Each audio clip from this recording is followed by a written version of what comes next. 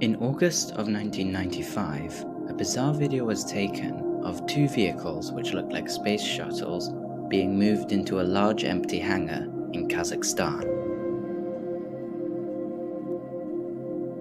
Their appearance may fool you, because these are not the vehicles from the US Space Shuttle program. In fact, these were developed by the USSR. They appear to be very worn down, but this is not because they've completed dozens of trips to space. As a matter of fact, these vehicles have never flown before, and they never will. This is the story of Buran, the mysterious Soviet space shuttle.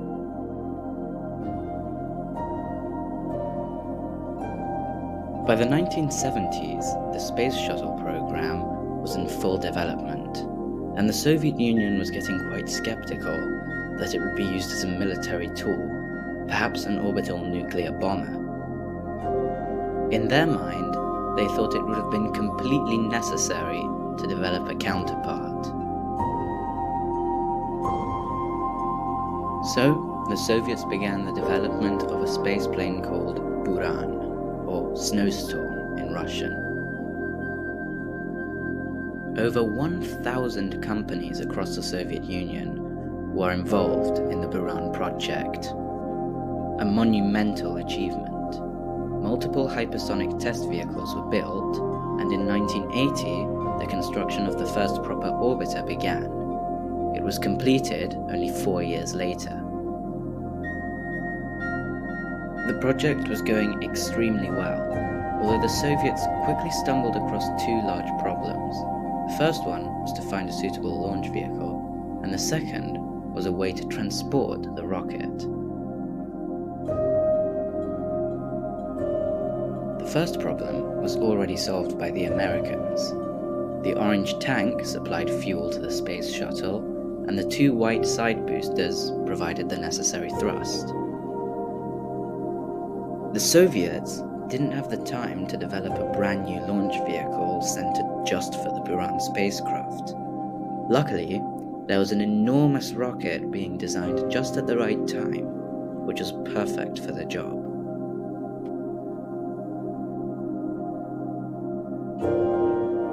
Energia is one of the most powerful rockets to have ever flown, capable of launching more than 100 tons to low Earth orbit. Energia consisted of 4 side boosters powered by RP-1 and liquid oxygen, and the core stage was powered by the same fuel as the space shuttle, liquid oxygen and liquid hydrogen. One interesting thing about Energia is that it actually carried its payload on its sides rather than on top like most rockets. This meant it could carry Buran, but also other payloads. And indeed it did demonstrate this capability. This is something that the space shuttle could not do, which makes Energia Buran much more versatile. In fact, if you removed 2 of the side boosters and shrunk down the core stage so it only had 1 engine, you'd make a smaller configuration called Energia M. And it doesn't stop there. Take 1 side booster, remove the nose cone, and add a second stage, you'll create a rocket called the Zenith, and the Zenith was an extremely successful family. It flew multiple times. Finally, if you took 1 Energia M core stage and added it to a first stage and strapped 8 boosters around it, you'd create a rocket called the Vulcan, and this was an enormous moon rocket, although it never flew. On the 15th of May, 1987, Energia first flew, carrying one of the largest satellites in history, an enormous orbital laser called Polius. The launch was a perfect success, except for the fact that Polius ended up deorbiting itself, but this wasn't Energia's fault. 1 year later, Energia was ready to carry the completed Buran spacecraft. Although, let's rewind for 1 second, because it would have been launching in Kazakhstan, but it was built in Moscow.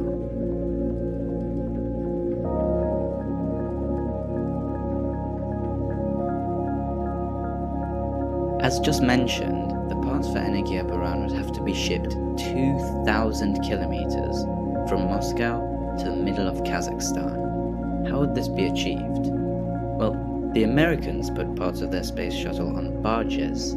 However, it was a landlocked area, so this was not possible, and the parts were too large to be transported by road or train.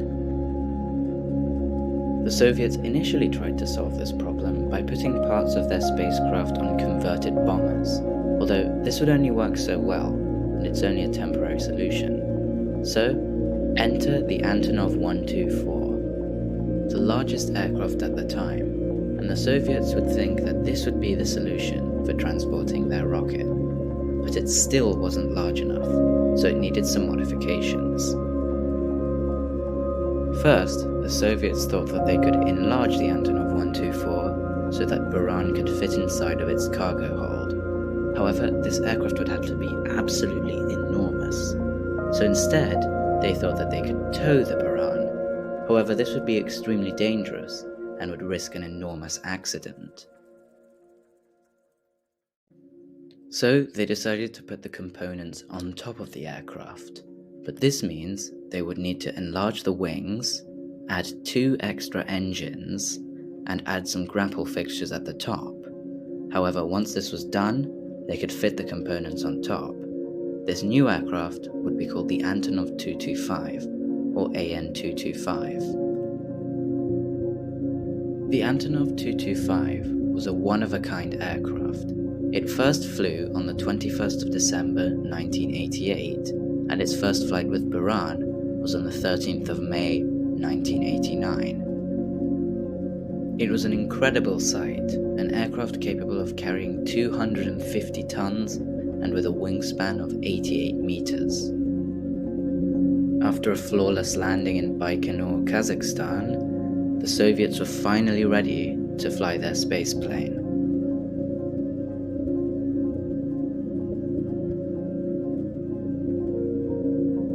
Finally, after billions of rubles and years of effort, Buran and Energia successfully lifted off the pad at Baikonur Cosmodrome on the 15th of November 1988. After a perfect ascent, Buran completed 2 orbits and re-entered the atmosphere and landed back at Baikonur Cosmodrome completely autonomously, without any crew on board, unlike the Space Shuttle, which required pilots to fly it. This launch was so successful, in fact, that another one was scheduled for just a year later. However, it was already too late. The Soviet Union had collapsed in 1991. With a launch cost of nearly $1 billion, the USSR nor Russia could continue flying Energia Buran. The only model was stored inside a hangar, which unfortunately collapsed in 2002 due to poor maintenance. The collapse tragically killed 8 people and also completely destroyed the only Buran to have flown. So what does remain of this program?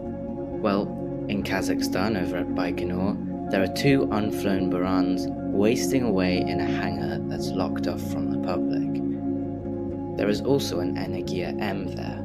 However, you can't go see them. As for the AN-225, well, it was acquired by a Ukrainian company and was used for a while to ship around some of the heaviest goods you could.